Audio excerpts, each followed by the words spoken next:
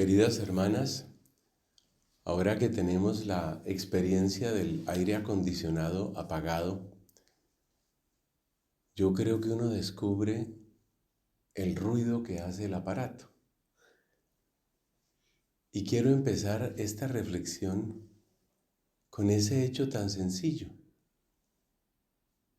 Uno solo descubre el ruido cuando entra en el silencio. Porque mientras estábamos con el aparato encendido, pues uno se olvida de eso. Uno no siente que haya mucho ruido. Pero ¿a dónde voy? Voy a que esa fue la experiencia que Cristo quiso que tuvieran estos 3 discípulos escogidos, Pedro, Santiago y Juan. Los sacó. Durante un tiempo los sacó. Los sacó del ruido, los sacó de su cotidianidad. Los sacó de lo que era, entre comillas, normal.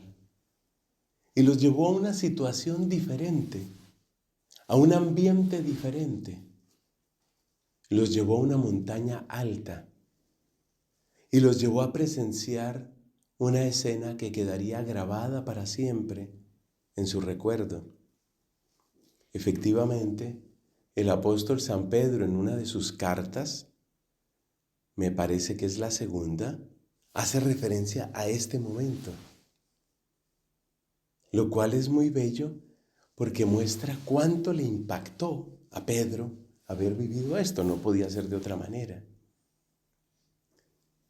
Pero yo quiero volver a la frase inicial, a ese pensamiento primero.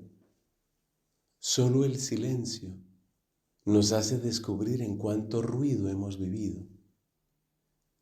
Pero claro, el ruido del que queremos hablar no es el ruido de un aparato, eso no es lo más importante, sino el ruido que tiene nuestra vida.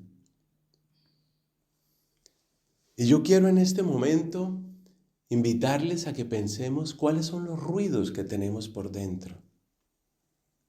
Ciertamente hemos podido compartir unos días benditos en un ambiente distinto, con abundante naturaleza, con mayor tiempo para la oración, para el silencio. Y es posible que ya esa sola experiencia nos haga descubrir, como les pasó a los apóstoles, descubrir a Cristo de otro modo.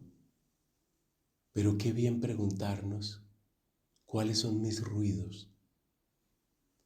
En unas pocas horas tenemos que volver al ruido, no solo el ruido de la ciudad, sino el ruido de la cotidianidad, el ruido de la rutina constante, que hay que trabajar, que hay que encontrarse con tal persona, que hay que hablarle a este grupo, que hay que reunirse con tales o cuales personas.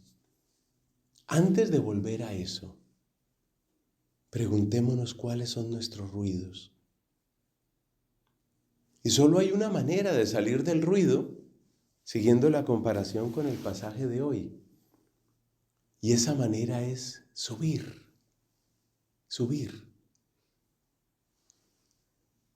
Yo no tengo un gran estado físico. Me gusta caminar y me gusta esto que llaman senderismo, cuando uno puede caminar así en la naturaleza, tal vez en montaña.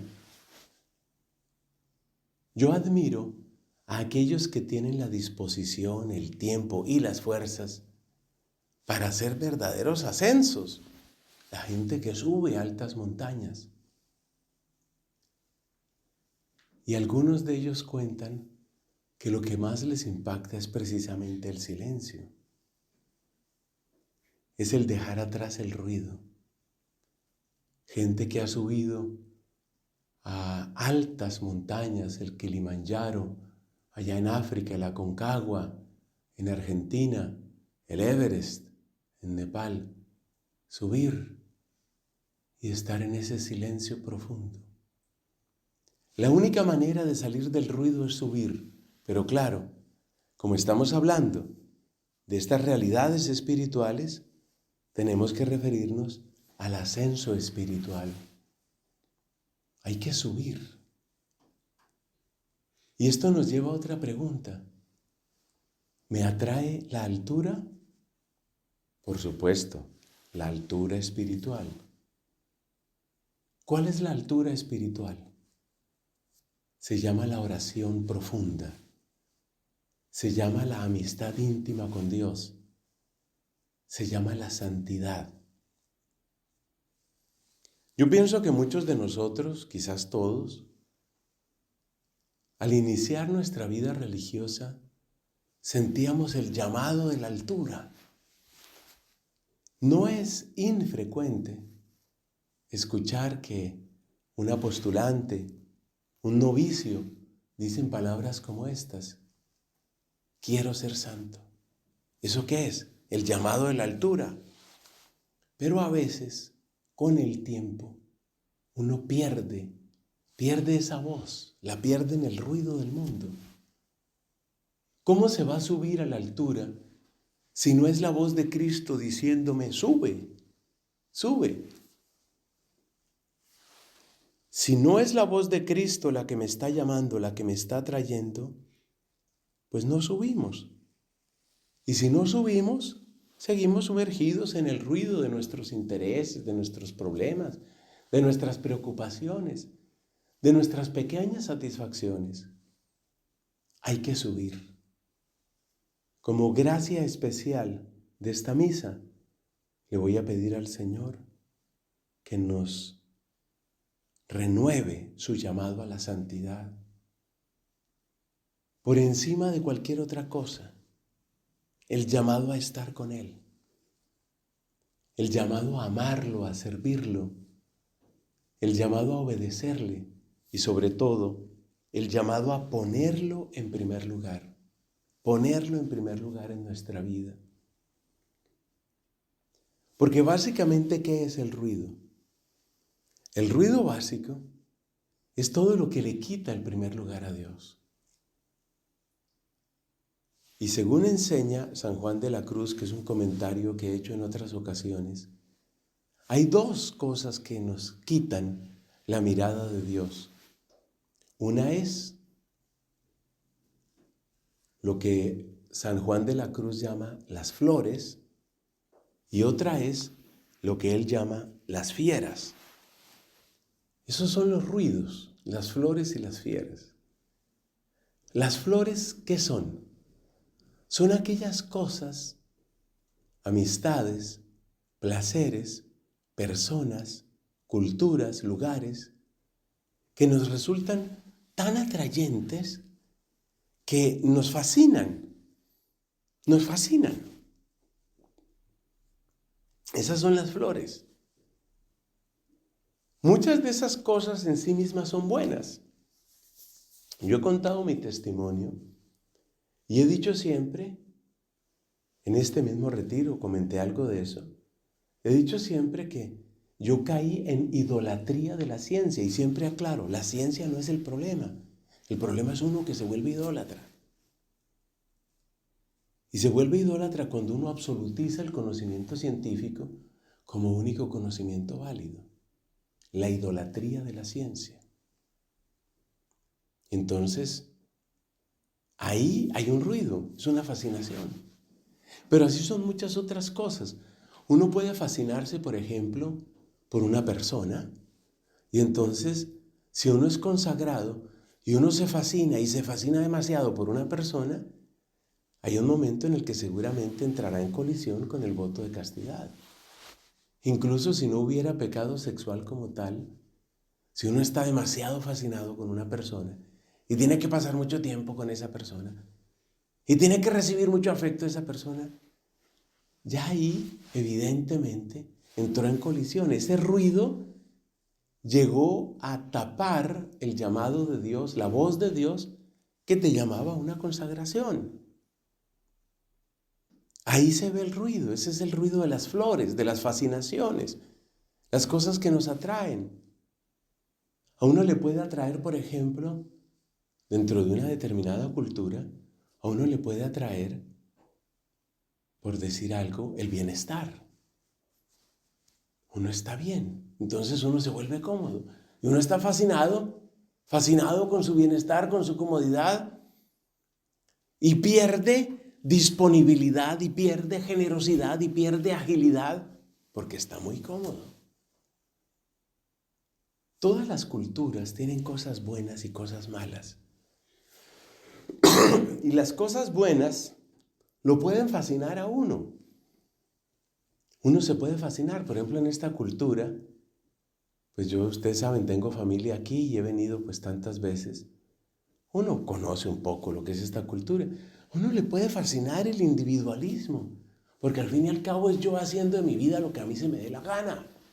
Y eso pues es agradable hasta cierto punto.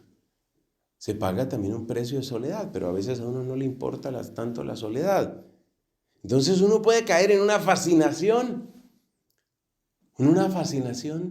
por el individualismo, por la comodidad, por el lujo, por el dinero. Eso puede pasar. Mire, eso les pasa a religiosos, religiosas, sacerdotes, y les pasa a las familias. Ustedes seguramente conocen familias así, que llegaron con mucha dificultad acá y después de unos años se separaron. ¿Por qué se separaron? Porque una cultura demasiado individualista pues pone por encima los gustos del yo. Y entonces mi yo, pues ya no se siente contento contigo, ¿sabes? Es verdad que llevamos casados 17 años, pero no, ya no me siento bien. Y como yo estoy primero, para mí, entonces esto se acaba. Y la verdad es que son muchos los matrimonios que yo he conocido que se acaban y familias que se desintegran. Entonces hay que tener cuidado con las flores, las fascinaciones que uno va teniendo. Pero igual es en todas partes. Uno se puede fascinar por otras cosas. Yo he conocido el caso de estudiantes, incluyendo algunos frailes de mi comunidad, que llegaron de Europa, fueron a estudiar a Europa, hicieron sus maestrías, sus doctorados, volvieron de Europa y volvió otra persona. Le parece que orar es perder tiempo, le parece que lo que el mundo necesita es mejor planeación, mejor organización, mejor política, pero Dios realmente ya no importa. Yo conozco gente, por eso hay un chiste horrible, pero lo voy a decir, que dice que ¿por qué en Roma hay tanta fe? Y el chiste dice, porque todo el que va la deja ya. Entonces hay una cantidad de gente que pierde la fe. Se fascinaron por la cultura europea, se fascinaron por el alto nivel social, por la prestancia intelectual, por la calidad racional, y creen que la sola razón humana lo puede todo.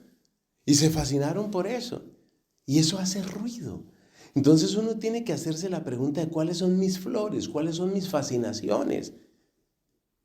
Pero es un examen que cada persona tiene que hacer. Porque tal vez lo que te fascina a ti no es lo mismo que me fascina a mí. Uno tiene que examinarse qué es lo que me tiene a mí fascinado. Esas son las flores, pero nos faltan las fieras.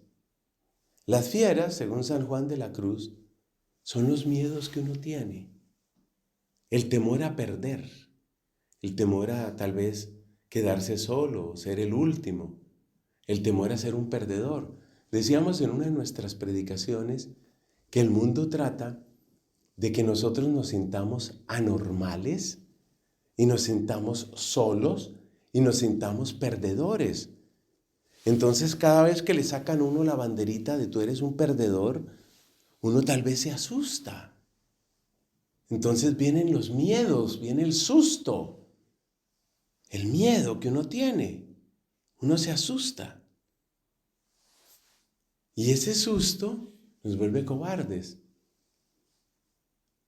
Me comentaba una amiga que estudió en una prestigiosa universidad de Bogotá, voy a decir el nombre, la Universidad de los Andes. Esta amiga de un hogar católico entró católica y salió católica. Pero ella me decía, yo vi cómo se iban transformando mis compañeras de universidad. Muchas que llegaron pro vida, católicas, con una moral, con unos principios. A medida que caía el bombardeo de una clase y otra clase, un profesor, una profesora, otro profesor. Un ambiente de promiscuidad, un ambiente supuestamente progresista. A la altura del segundo, tercer semestre, ya no quedaban casi prohibidas en la clase de ella. Cuando terminó la carrera, ella era prácticamente la única que seguía siendo católica, que seguía teniendo esos principios. Y uno se pregunta, ¿qué fuerza fue tan poderosa para quitarle la fe a esas otras chicas? ¿Qué fuerza fue tan poderosa? Que ellas no querían sentirse solas y perdedoras, porque ellas sentían que en ese ambiente, ser provida, por ejemplo, significaba discusiones interminables y significaba ser descartadas por las influencers de ese lugar. Porque en cada lugar siempre hay gente que es así como la referencia para todos. Y las grandes referencias en muchos de estos ambientes universitarios, las grandes referencias son personas sin Dios ni ley, personas que se burlan de eso y personas que van adelante con sus tesis secularistas y con sus tesis de todo lo que ya conocemos, matrimonio igualitario y toda la lista larga. Entonces estas chicas, asustadas por esas fieras, ¿cuál es la fiera? Uy, voy a hacerla distinta. Uy, me van a rechazar. Me van a aislar. Voy a ser la perdedora. Porque hay gente que es experta en hacerle el vacío a uno. Hay gente que es experta en hacerle sentir que ¿tú todavía con eso? ¿Pero tú todavía crees en eso? ¿Todavía piensas en eso? Y le hacen sentir a uno como si fuera más o menos basura. Yo no quiero sentirme basura. Entonces la fiera, ¿cuál fue? Me van a hacer sentir basura. Me van a hacer sentir una perdedora. Para que yo no me sienta una perdedora, entonces empiezo a renunciar a mi fe, a mis principios, a mis convicciones. Esos son los ruidos.